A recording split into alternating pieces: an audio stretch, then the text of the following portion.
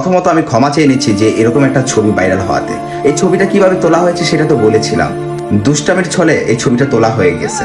কিন্তু দেখেন, সেন্ডিশা কি শুধু আমার সাথে একাই এরকম ভাবে ছবি তুলেছে? আরো অনেক বড় বড় কন্টেন্ট ক্রিয়েটর এবং বড় বড় সেলিব্রিটিদেরও কিন্তু সে চুমু দিয়েছে, তাদেরও ছবি আছে। কিন্তু আমার ছবিটা বেশি ভাইরাল হয়ে গেছে, যার কারণে আমি সত্যি লজ্জিত।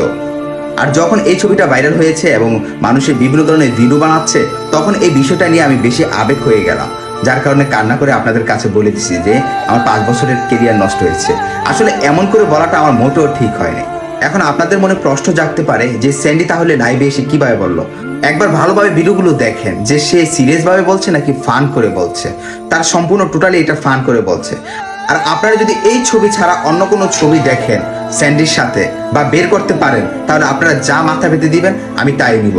কারণ আমি কনফিডেন্সের সাথে বলতে পারবো যে এই ছবিটা মজার ছলে করা হয়েছে। আর এই ছবিটা ছাড়া যদি অন্য কোনো ছবি আপনারা দেখাতে পারেন স্যান্ডির সাথে, মানে অন্য কোনো ছবি, অন্য টাইপের ছবিগুলো দেখাতে পারেন, তাহলে আপনারা যা বলবেন আমি মাথা পেতে নিব।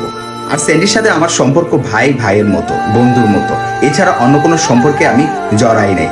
আমি আপনাদের কাছে কৃতজ্ঞতা ও ক্ষমা চাচ্ছি, কারণ এরকম কাজগুলো করা আমার মোটেও ঠিক হয়নি। আমি ভুলে গিয়েছিলাম যে আমি মানবতার ভিডিও বানাই।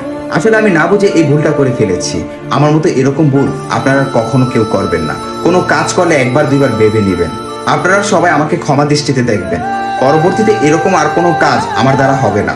আমি কথা ও প্রতিশ্রুতি দিলাম আপনাদের কাছে, এরকম টাইপের কখনো কোনো কিছু বের হবে না। সবাই ভালো থাকবেন, সুস্থ থাকবেন।